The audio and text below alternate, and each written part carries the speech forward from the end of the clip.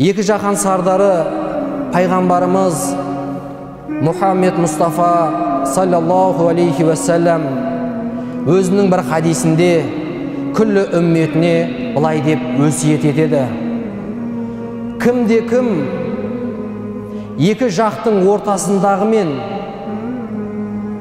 және де екі аяғының ортасына күнә жасамауға кепілдік берсе, мен оған жәннатты кепілдік берем деп Алла елшісі барша үмметіне өсиет етеді.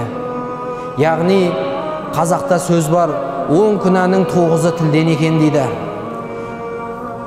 Және де пайғамбарымыз айтқан екі аяқтың ортасындағы өзінің Алла тағала ұятты деп көрсеткен әурет жеріне және де екі жақтың ортасындағы тіліне кімде-кім кепілдік берсе күнә амал жасамаудан, Алла елшісі айтып отыр: мен ол адамға жәннатты кепіл етемін дейді.